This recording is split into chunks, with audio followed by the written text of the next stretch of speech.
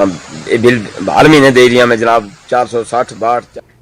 जिला उधमपुर के ब्लॉक खोरडी में पंचायत रासेन के देहातियों ने महकमे तालीम के खिलाफ अपनी नाराजगी जाहिर करने के लिए सरकारी हाई स्कूल रासेन को ताला लगा दिया है, क्योंकि सैयद हाई स्कूल 3 गैर महफूज क्लासरूमों में चल रहा है। क्लासरूम्स में बड़ी दरारें पड़ी हुई हैं जो कि बड़े दावों को बेनकाब करने के लिए काफी हैं।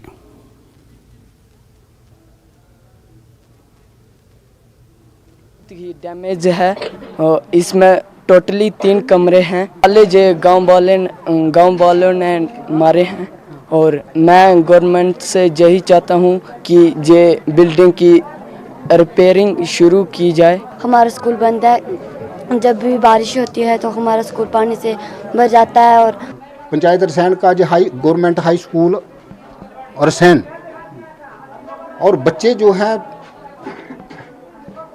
क्लासें चल रही हैं, ऐसी बात नहीं है। 3-4 दिन से शायद इन्होंने ताले लगाए हैं, तो ये भी अपनी जगह सही है। अब बिल्डिंग जो है थोड़ी ख़तरे में है, तो जहां बच्चे बैठाना ठीक नहीं है। तो 3-4 दिन से इन्होंने ताले लगाए हैं, लेकिन 2 दिन के लिए फिर सीईओ मैडम जी को पता चला, हमें पता चला कि बिल्डिंग जो है इस हालत में है, तो बच्चों को 2 दिन के लिए छुट्टी दे दो।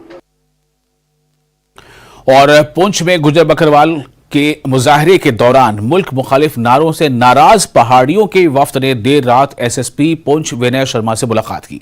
मुलजिमान के खिलाफ कार्रवाई के लिए तहरीरी शिकायत दर्ज कराई। एसएसपी ने मुनासिब कार्रवाई की यकीन दहानी कराई है। इस इंसिडेंट के बाद मुझे लगता है पुंछ का शायद पहला इंसिडेंट है जिसमें एंटी नेशनल स्लोगन आए हैं, देखने को मिले हैं।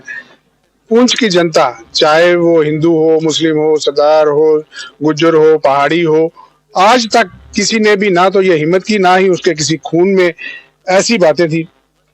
लेकिन जैसा पता चला है, कुछ बाहर के लोगों ने आके हमारे लोगों को, पुंछ के लोगों को इंस्टिगेट किया।